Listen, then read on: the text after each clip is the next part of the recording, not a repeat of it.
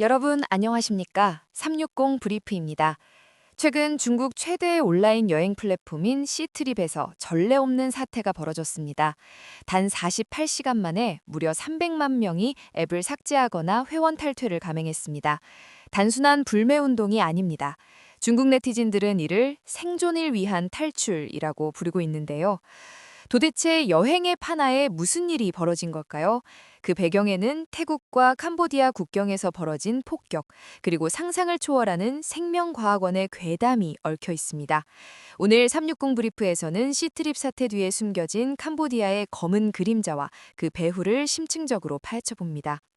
사건의 발단은 최근 태국군이 캄보디아 국경지대의 보이스피싱 단지를 폭격하면서 시작됐습니다. 이른바 보이스피싱 센터와 그곳에 위치한 생명과학원이 타격을 입었죠. 흥미로운 건 중국 내부의 반응이었습니다. 자국민을 납치하고 착취하는 범죄 소굴이 파괴되자 중국 네티즌들은 일제히 환호했습니다. 그런데 바로 이 시점, 시트립이 뜬금없는 발표를 합니다. 2026년부터 캄보디아와 중국 간 비자 면제 협정이 시작됨에 따라 캄보디아 관광청과 대대적인 마케팅 협약을 맺은 것입니다. 심지어 전직 중국 외교부 대변인이자 현 캄보디아 대사인 왕원빈까지 나서서 캄보디아 관광을 적극 홍보했습니다. 납치와 인신매매, 장기 적출 괴담이 도는 위험 지역으로 여행을 가라고 부추기는 꼴이 된 겁니다. 네티즌들은 분노했습니다. 이건 여행이 아니라 죽으러 가는 길이다. 국민을 불구덩이로 밀어넣는다는 비난이 쇄도했죠. 사람들이 단순히 사기를 당할까봐 앱을 지운 게 아닙니다. 진짜 공포는 훨씬 더 깊고 구체적이었습니다. 바로 여러분의 개인정보입니다.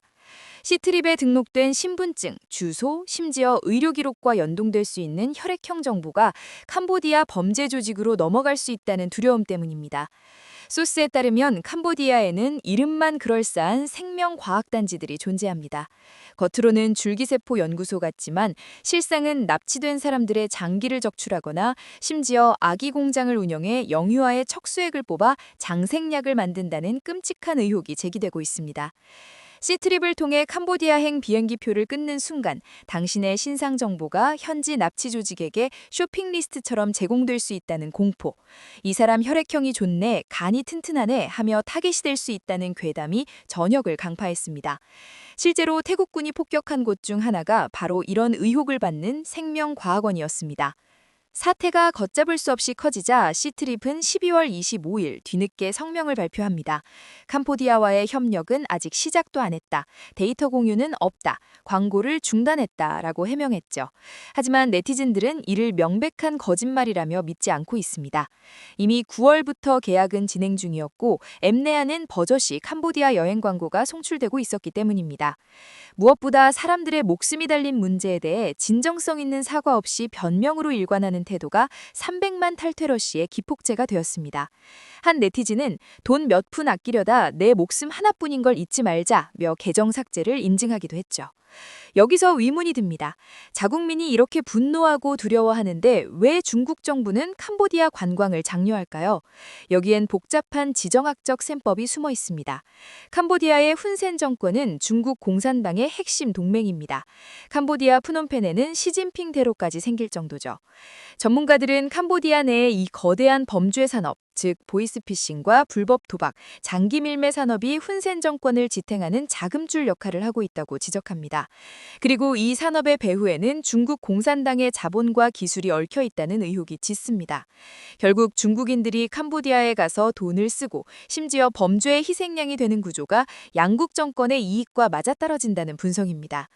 충격적인 정황이 또 있습니다. 중국 공안부가 만든 반사기 앱이 최근 캄보디아 사기 단지가 폭격당한 직후 먹통이 되는 일이 발생했습니다. 이는 중국의 나라 앱 서버가 사실은 보이스피싱 범죄 소굴이었느냐 하는 합리적 의심을 불러일으킵니다. 중국 통신사들이 보이스피싱 번호를 차단하지 못하는 건 기술 부족이 아니라 당국이 이 검은 산업과 결탁해 수익을 공유하기 때문이라는 지적도 나옵니다. 이번 시트립 삭제 사태는 단순한 소비자 불매 운동을 넘어섰습니다.